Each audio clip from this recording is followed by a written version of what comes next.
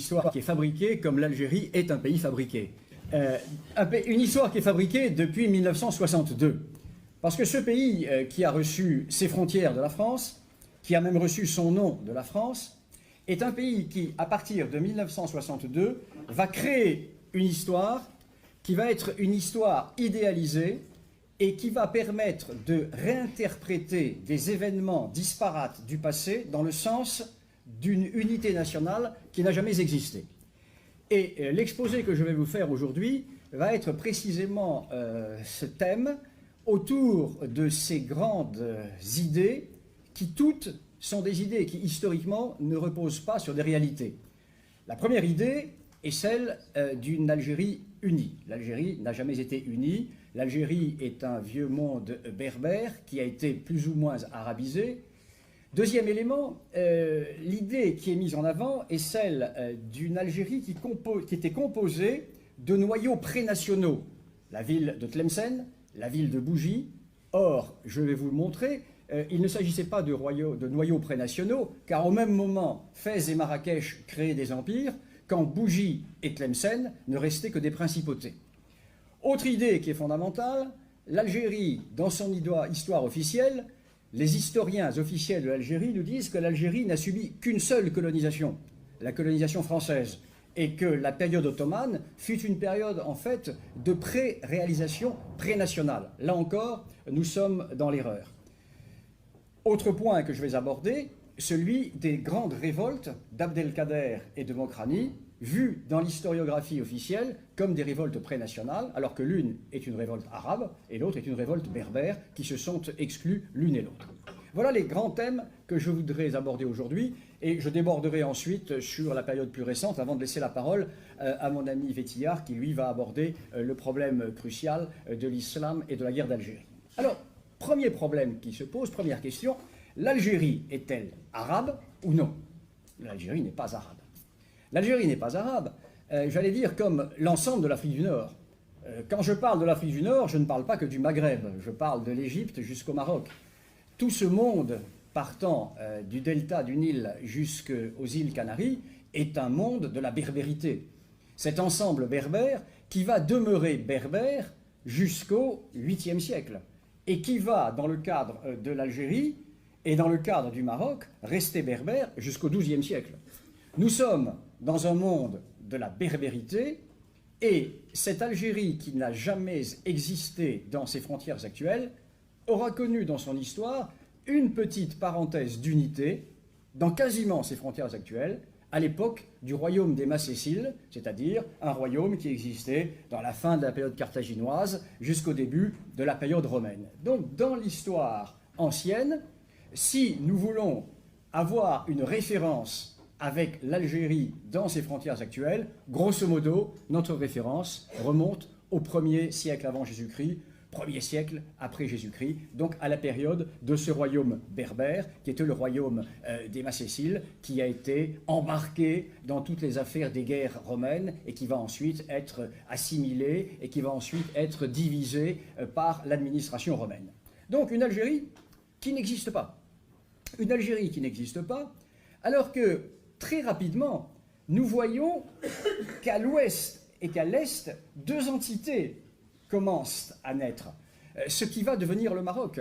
Car dès l'époque romaine, le Maroc, c'est-à-dire la Maurétanie tingitane, est profondément différente de ce que va devenir l'Algérie. Le Maroc, par exemple, va être très peu romanisé, à l'exception de Tanger, à l'exception de quelques postes, même Volubilis. Volubilis est une ville embellie par Rome, mais c'est une ville berbère. Entre Volubilis et la région d'Oran, il n'y a quasiment pas de postes romains, quelques avant-postes. Il y a véritablement une coupure qui se fait dans ce monde de l'Afrique du Nord. Une coupure qui se fait, l'Algérie elle-même n'est pas en totalité romanisée. L'Algérie elle-même est romanisée dans sa partie littorale, et romanisé dans sa partie orientale. Par exemple, il existait à peu près 500 implantations urbaines dans tout ce qui était l'actuel Maghreb. Et sur ces 500 implantations urbaines, les 3/4 se situent à l'est d'Oran. Donc toute la partie orientale de l'Algérie, toute la partie occidentale, pardon, de l'Algérie et toute l'actuelle Mauritanie-Tingitane, l'actuel Maroc, était un peu à l'écart de la romanité, sauf bien entendu la région du détroit de Gibraltar qui protégeait les Espagnes et quelques points d'appui romains. Donc ceci est fondamental, car ceci va expliquer la suite. Ceci va expliquer la suite avec cette réalité qui est fondamentale, dans la mesure où l'Algérie n'est qu'en partie romanisée, et elle n'est qu'en partie christianisée. Là encore, nous sommes dans la légende. Nous voyons cette Afrique du Nord christianisée, oui, mais pas partout. Parce que l'histoire régionale permet une approche qui est beaucoup plus réelle que l'approche globalisante que nous avions à l'époque coloniale. Par exemple, il y avait 300 évêchés de l'actuelle Libye jusqu'à l'actuel Maroc. Mais sur ces 300 évêchés, il y en avait 4 à l'ouest d'Oran. Donc une christianisation très superficielle. Ce qui va expliquer la suite des événements. Car nous allons voir que les zones profondément romanisées et christianisées vont résister avant de se convertir, tandis que les zones peu romanisées et peu christianisées vont se convertir sans coup férir lorsqu'il y aura la conquête arabe. Alors ceci est important, ceci est fondamental. Pourquoi? Parce que dès le début, nous voyons plusieurs Algéries, car la définition de l'Algérie est plurielle. Elle est plurielle géographiquement, elle est plurielle humainement. Lorsque vous connaissez un peu l'Algérie, vous voyez bien les différences qui peuvent exister entre les régions du Tel, les régions des Kabylies, les régions des Aurès, les régions du Grand Sud. Un monde, des mondes géographiques. Et sur ces mondes géographiques vivent des populations qui vont avoir des emprises différentes sur l'organisation du sol. Par exemple, les populations berbères de grands nomades du Sud vont très facilement être islamisées et arabisées. Car quel va être le mode de différence de vie entre ces berbères nomades d'Afrique du Nord et les arabes nomades venus d'Arabie? Ils ont à peu près les mêmes modes de vie, le même système de fonctionnement. Donc, nous allons assister à des réactions différentes vis-à-vis des envahisseurs, l'islamisation, l'arabisation, qui vont se produire de manière différente. Alors donc, pour résumer la période ancienne, nous sommes dans un monde berbère. Ce monde berbère est plus ou moins pénétré par la romanité et par la christianité, par le christianisme.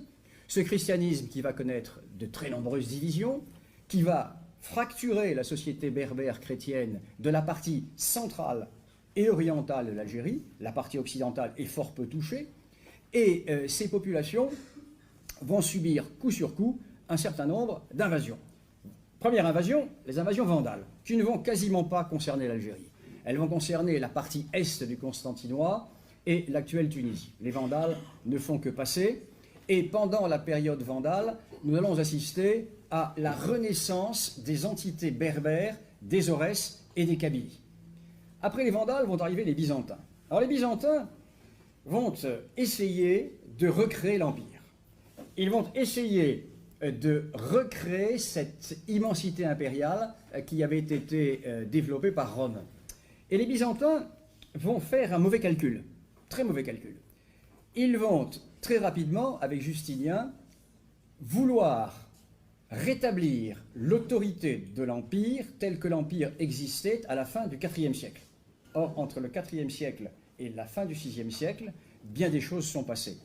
Et les responsables, les chefs berbères de la partie orientale de l'Algérie ne vont pas accepter et ils vont entrer en rébellion contre les Byzantins. Ce qui fait que les Byzantins vont avoir à faire de longs combats contre ce que l'on a appelé l'inexorable reconquête berbère, car nous sommes toujours dans un monde authentiquement berbère.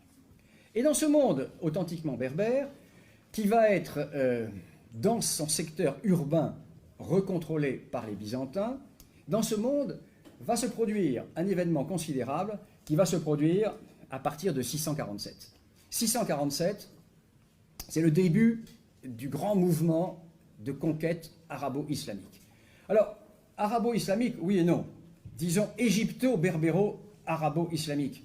Parce que les premiers contingents qui vont arriver en Ifriqiya, c'est-à-dire dans l'actuelle Tunisie et dans la partie orientale de l'actuelle Algérie, sont des contingents très peu arabes.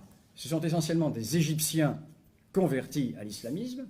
N'oublions pas que l'Égypte était, de toute la partie impériale de l'Empire romain, la partie la plus christianisée. Aujourd'hui, quand vous voyez des manifestations de musulmans en Égypte ou dans le nord du Soudan, dites-vous bien que les ancêtres de ces barbus allaient à la messe. Nous étions dans une région totalement chrétienne. Et ce sont ces premiers Égyptiens convertis à l'islam qui vont fournir la première infanterie, et les Berbères de Libye. Parce que les Berbères Lawata de Cyrénaïque, qui se convertissent à l'islam, vont fournir la force de frappe. Ce qui va expliquer pourquoi les premières attaques arabo-musulmanes sur l'actuelle Tunisie et l'actuelle Algérie ne vont pas entraîner le soulèvement des Berbères, car ce sont d'autres Berbères qui arrivent. Certes, qui ont adopté une nouvelle religion, mais les Berbères ont vu passer tellement de religions, ils ont vu passer tellement de dissidences chrétiennes, qu'une nouvelle religion n'est pas quelque chose qui va les perturber. Ce n'est que dans un deuxième temps qu'ils vont se soulever. Et ils vont laisser les Byzantins seuls. Les Byzantins vont se battre.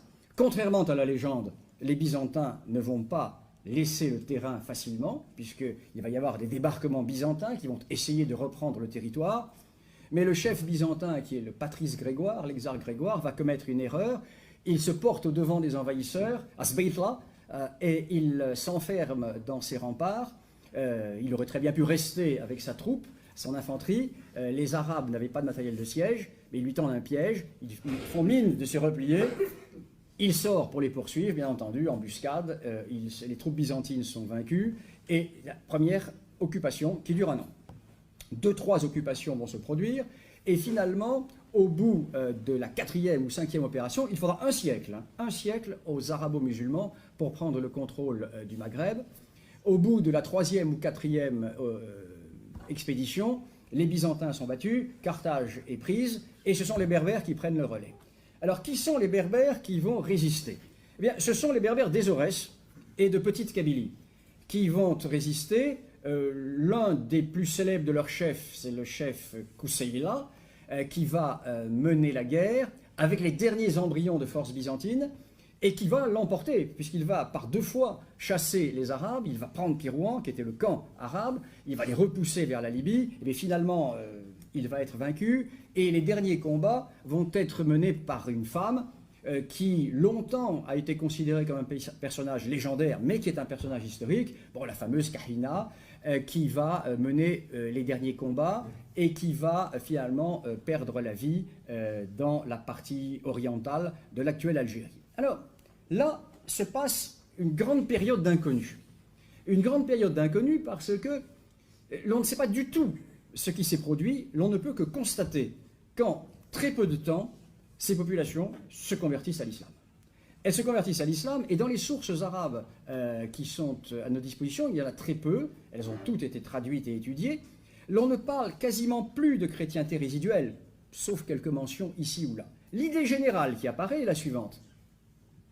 Toute la partie centrale, orientale de l'Algérie, partie centrale, occidentale de l'Algérie et l'actuel Maroc se convertissent sans résistance.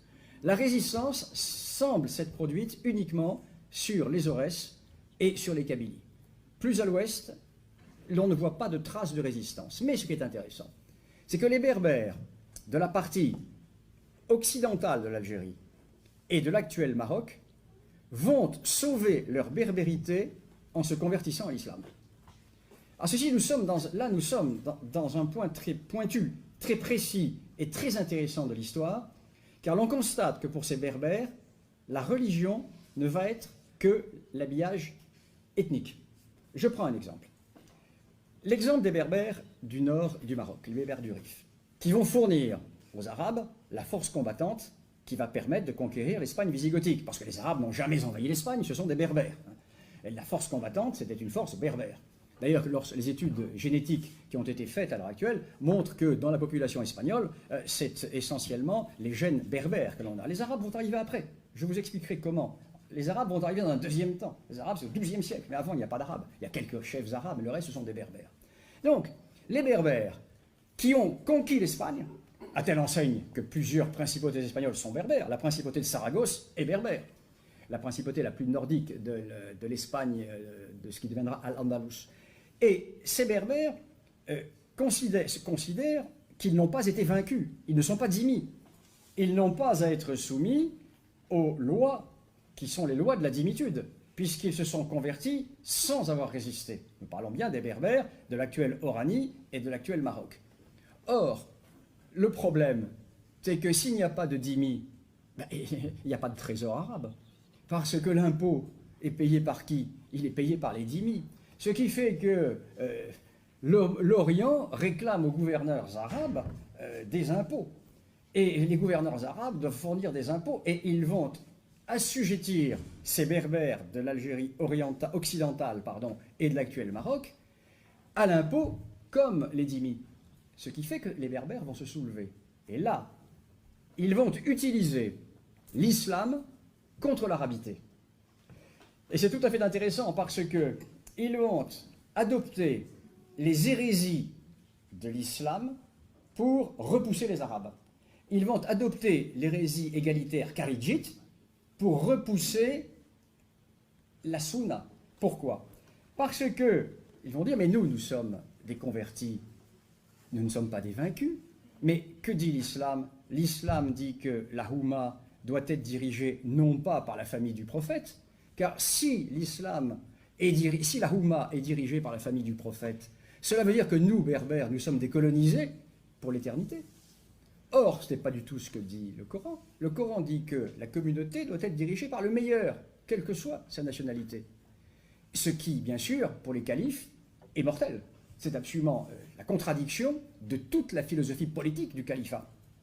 Donc, les Berbères de l'ouest algérien et les Berbères du Maroc se soulèvent au nom du kharidjisme. Et le kharidjisme va l'emporter sur la totalité de l'Algérie et la totalité de la Tunisie. Et les Arabes sont battus. Les Arabes sont rejetés. Et ce qui est intéressant de voir, c'est que lorsque les Berbères auront véritablement rejeté les Arabes, ils vont abandonner le kharidjisme et ils vont revenir à la sunna. Ce qui, chez eux, montre bien que ce qui passe avant, c'est le peuple. Le reste est un habillage idéologique. L'islam n'est qu'un habillage idéologique.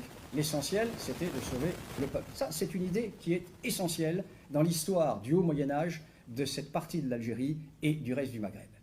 Alors vous allez me dire, oui, mais alors, et les Arabes? Les Arabes vont arriver, ils vont arriver, mais dans un monde totalement berbère. Car les Berbères vont reprendre le contrôle de tout le Maghreb. Ils vont créer des petits royaumes, des petites principautés, en Algérie, actuelle Tunisie, au Maroc, il y a une dynastie, et va se produire un phénomène tout à fait intéressant qui, lui, est purement algérien. C'est le problème du califat fatimide. Le califat fatimide, qui est un califat chiite, mais qui naît où? Le grand fatimide du Caire, où naît-il? Il naît en Petite Kabylie. Il naît chez qui? Chez les Berbères Koutama. Qui sont les Koutama?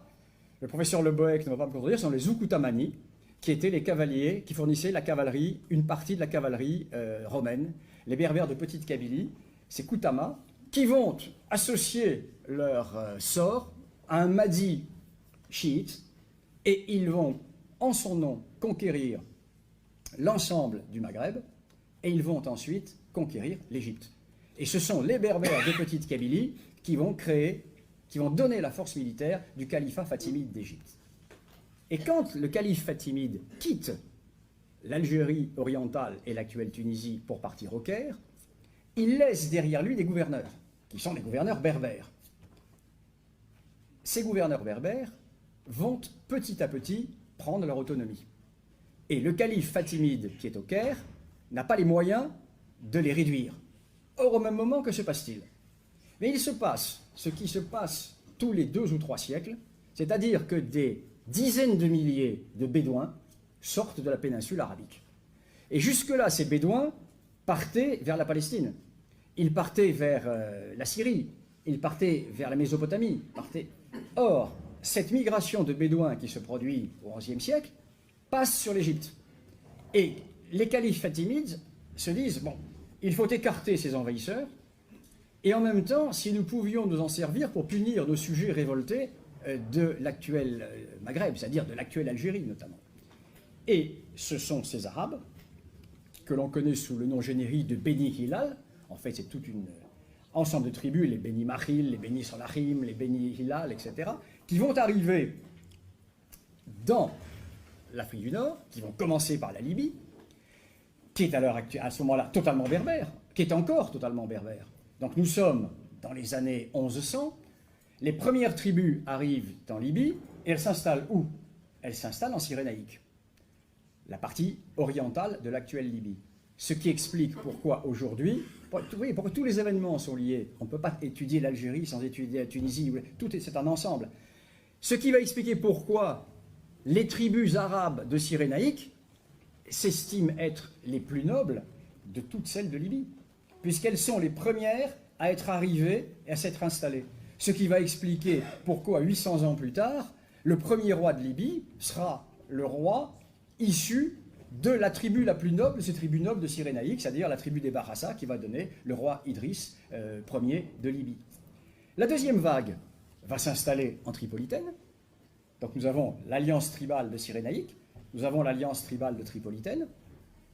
Disons que ces deux alliances vont se combattre en permanence, sauf à l'époque de Kadhafi, car Kadhafi va épouser la fille Firkesh de la tribu des Barassa, donc à travers sa personne va unifier les deux alliances. Voilà, c'est une parenthèse contemporaine. La troisième vague arrive en Ifriqiya, c'est-à-dire l'actuelle Tunisie, et là, les Arabes vont s'insérer dans le jeu politique berbère. Les Berbères ont un côté très gaulois, qui est la division, et les chefs berbères se combattent, et ces chefs berbères se disent « Oh, mais ce sont de bons guerriers qui arrivent d'Arabie, nous allons les faire passer à notre service. » Et ces Arabes vont monnayer leur poids militaire, ils vont monnayer leur poids militaire, et petit à petit, eh bien, ils vont s'imposer, jusqu'au moment où, en 1151-1152, les Berbères marocains almohades décident de les chasser. Les Almohades passent à travers tout le Maghreb, conquièrent l'ensemble du Maghreb, arrivent à l'est de Constantine, et là, ils se heurtent aux tribus arabes. Ils les battent, ils les écrasent, et là, les Berbères almohades vont avoir un rôle historique qui est considérable, car au lieu de repousser ces Arabes vers l'est, que vont-ils faire? Eh bien, ils vont les faire rentrer dans leur djitch, c'est-à-dire dans leur alliance militaire. Pourquoi? Parce que nous sommes là, et Philippe Conrad pourra en parler plus avant que moi, nous sommes au moment où la Reconquista se fait dans les Espagnes, et les Almohades ont besoin de guerriers. Donc ils se disent, nous allons faire passer ces Arabes dans notre armée, et nous allons les lancer contre les chrétiens en Espagne. Mais l'histoire en décide autrement, car le sultan almohade meurt à la veille de son expédition au nord du détroit de Gibraltar, et ces tribus arabes sont là. Et elles vont s'installer. Elles vont commencer par prendre le contrôle de la région de Loire-Sénis, elles vont ensuite prendre le contrôle de toute la région des hauts plateaux, et elles vont très facilement assimiler les Berbères nomades, parce que ces Berbères nomades ont exactement le même mode de vie qu'eux. Et ils ont très rapidement, une symbiose se fait, et aujourd'hui, nombre de tribus de ces régions s'imaginent être arabes, alors qu'elles sont d'origine berbère. Ce sont des berbères qui ont été arabisés. Alors voilà comment se fait l'arabisation. Elle se fait à partir du XIIe siècle, avec une amplification au XIIIe. Jusque-là, il n'y a que des berbères. Et à partir de ce moment-là, nous allons voir une rétractation berbère qui va se faire. Lorsque les premières statistiques françaises vont être faites dans les années 1860-1870, il y a encore 70% de berbérophones dans l'actuelle Algérie. Aujourd'hui, les berbérophones sont à peu près 25%. Donc il y a eu un recul historique qui s'est fait. Alors, nous en arrivons à la période suivante, qui est la période turque, qui est une période très peu connue, la période turque en Algérie. C'est une période qui est essentielle. Pourquoi? Parce que en Libye et en Tunisie, la présence turque a débouché sur des noyaux prénationaux. Avec les Karamanlis en Libye, avec les Houssainites en Tunisie, mais pas en Algérie. Pourquoi l'Algérie n'a-t-elle pas évolué dans un sens prénational à l'époque turque, à l'époque ottomane? Eh bien, tout simplement parce que nous sommes face à une réalité de frontières. Une réalité de frontières qui est très simple. Les Turcs arrivent au XVIe siècle. Ils arrivent au XVIe siècle dans leur grand projet de prise en tenaille de la chrétienté. Alors, prise en tenaille par le nord, les Balkans, la mer Noire, ils remontent vers le cœur de l'Europe centrale, Et au même moment, ils passent au sud par la Méditerranée, ils subjuguent l'actuelle Libye, ils arrivent dans l'actuelle Tunisie, et là ils sont face aux Espagnols.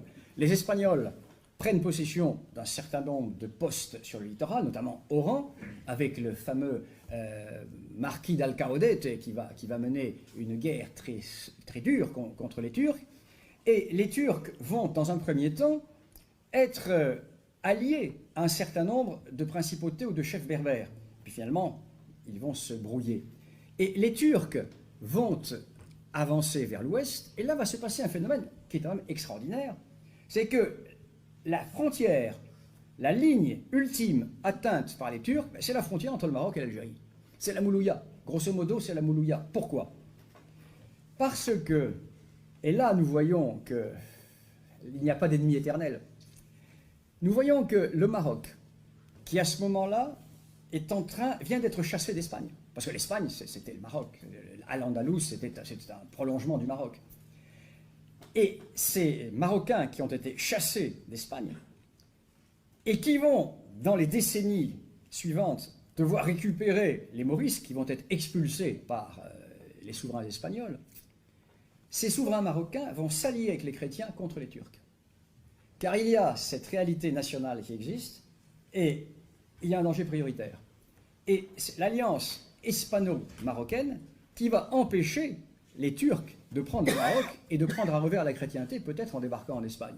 Et un des exemples les plus clairs, c'est l'armée ottomane qui avance sur la Moulouya et qui passe par Tlemcen, et les contingents espagnols qui quittent la ville d'Oran et qui prennent à revers les Turcs et qui leur infligent une défaite, ce qui fait que les Turcs ne vont pas franchir la frontière. Alors, quelles conséquences pour l'Algérie? Mais les conséquences sont très simples. Très simples. L'Algérie va toujours être considérée comme une marche frontière. Ce qui fait que les Ottomans qui sont en Algérie vont certes essayer d'être les moins dépendants possibles du cœur de l'Empire, mais ils ne vont jamais rompre avec l'Empire, parce qu'ils ont sur leurs frontières les Marocains, ils ont sur leurs frontières l'Empire chérifien. Or, quelle est la force principale de l'Empire ottoman? Eh bien, c'est le recrutement des janissaires. Or, les janissaires se recrutent où? Dans le cadre de l'Empire ottoman. Donc, il faut que ces responsables turcs d'Algérie, du Djezirian Djezayir, soient toujours en bons termes avec le cœur de l'Empire. Car si le cœur de l'Empire se fâche avec eux, eh bien, ils n'auront plus la force de frappe qui est la force des janissaires. Ce qui fait que, contrairement à ce que l'on a cru, l'Algérie n'était pas une possession turque oubliée. L'Algérie a toujours fait partie, d'une manière très lâche, mais a toujours fait partie de l'Empire. À la différence de la Libye, à la différence de la Tunisie, qui très rapidement vont se séparer de l'Empire. La Libye va être reconquise par les Turcs dans les années 1835, mais la Libye, sous les Karamanli, pendant plus d'un siècle, va se détacher complètement de l'Empire. Alors que la régence d'Alger ne se détachera jamais de l'Empire. Elle restera toujours liée à l'Empire. Et ceci est fondamental. Ce qui fait que cette présence turque ne va pas permettre la création d'un noyau pré-national, comme on a pu le voir en Tunisie, comme on a pu le voir en Libye. Alors, autre élément qui est fondamental dans cette chevauchée rapide de l'histoire de l'Algérie, autre élément fondamental, comment se fait-il que les brillantes principautés de Bougie et de Tlemcen n'aient pas débouché sur la création d'un État algérien? Parce qu'au même moment, Fès et Marrakech donnaient naissance à des empires. Des empires, les Almohadides, les Almohades, les Saadiens, les Mérinides, les Alaouites, bon, tous sont nés soit de Fès, soit de Marrakech, tantôt une capitale, l'autre. Donc ces deux villes ont été les matrices de ces empires. Ni Bougie, ni Tlemcen, qui pourtant ont eu des développements brillants, brillantissimes. Pourquoi? Eh bien tout simplement parce que nous sommes dans la situation d'une Algérie centrale. L'Algérie est au centre du Maghreb, avec deux extrémités qui sont des noyaux étatiques forts. À l'ouest, le Maroc, à l'est, ce qui va être la Tunisie, qui est déjà un pré-État. Et Bougie, à l'est, et Tlemcen à l'ouest, n'auront d'autonomie que lorsque le Maroc ou Tunis seront faibles. Et ils vont toujours, ces deux villes n'auront jamais de destin autonome, sauf pendant les périodes de décadence de Tunis ou du Maroc. Ce qui fait qu'à aucun moment, elles ne sont sorties de leur rôle de brillantes cités-États. Donc là, c'est une donnée qui est fondamentale, et c'est une donnée qui véritablement imprègne l'histoire de l'Algérie. Alors, j'en arrive à l'époque coloniale. À l'époque coloniale, avec cette phrase de Bugeaud qui était extraordinaire. Bugeaud qui disait, je le cite, le 15 janvier 1840, « Tout le monde sait que j'ai toujours considéré l'Algérie comme le plus funeste présent que la Restauration ait fait à la Révolution de Juillet. » Bugeaud, qui est présenté comme le chantre de la colonisation de l'Algérie, était opposé à la colonisation de l'Algérie. Et Bugeaud, député de la Dordogne, explique pourquoi il est contre.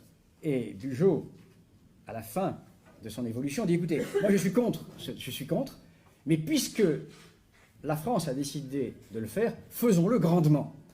Et à ce moment-là, ne nous contentons pas de points d'appui sur le littoral, faisons vraiment la guerre à Abdelkader et prenons vraiment le contrôle de l'Algérie. Donc cette idée est fondamentale. Pourquoi?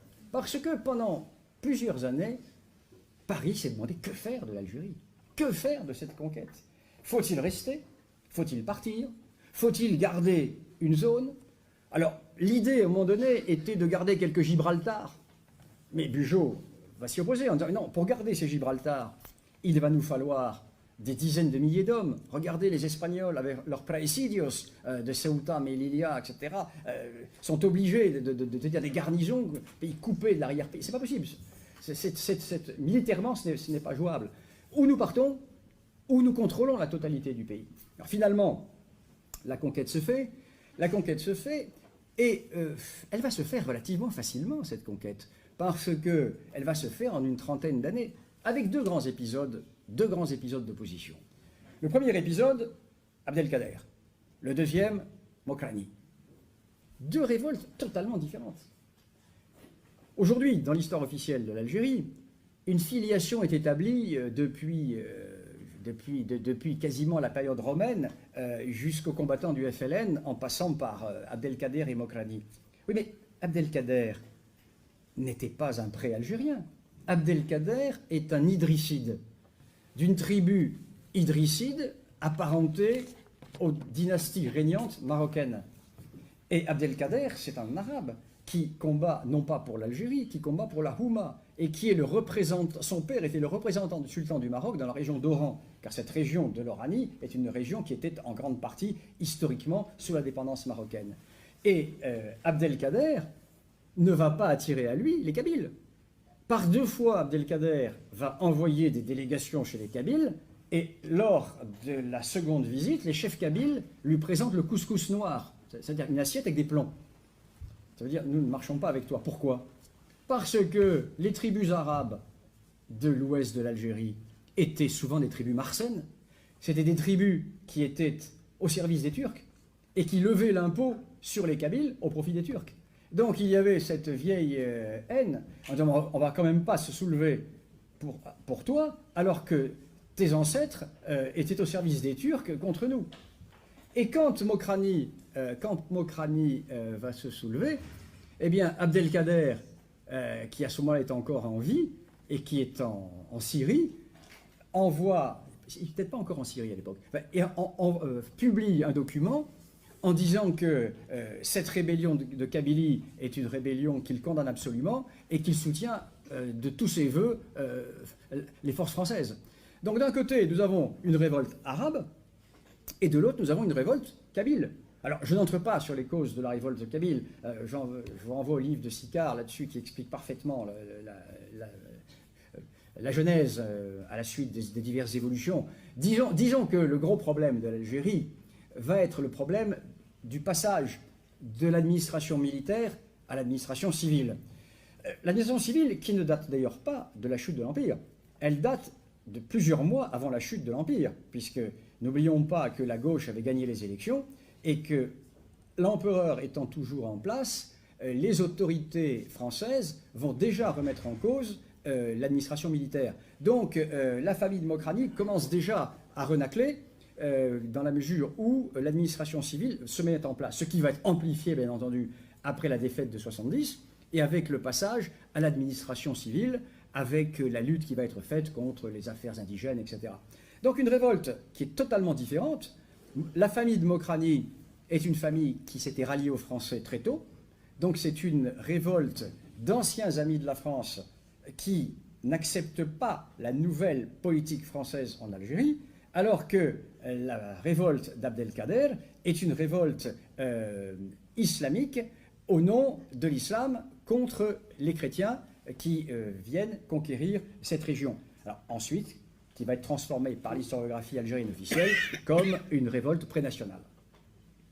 Alors nous en arrivons donc là à une histoire qui nous rapproche de la période tragique des événements de 1954-1962.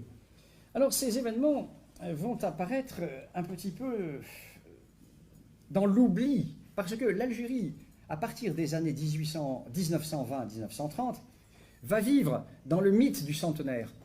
Et il va vraiment y avoir deux Algéries. Il va y avoir l'Algérie des villes, l'Algérie française, qui va vivre véritablement comme à Montpellier, comme à Marseille. Nous sommes vraiment dans un prolongement méditerranéen sud de la société française européenne. Et en dessous de cela, des lignes profondes qui apparaissent au sein de l'intelligentsia algérienne, avec deux grands mouvements. Un mouvement qui va être de type nationaliste, plutôt laïque, et un mouvement qui va être, lui, beaucoup plus religieux, et c'est ce que va vous expliquer mon ami Vétillard. Bien, je vous remercie.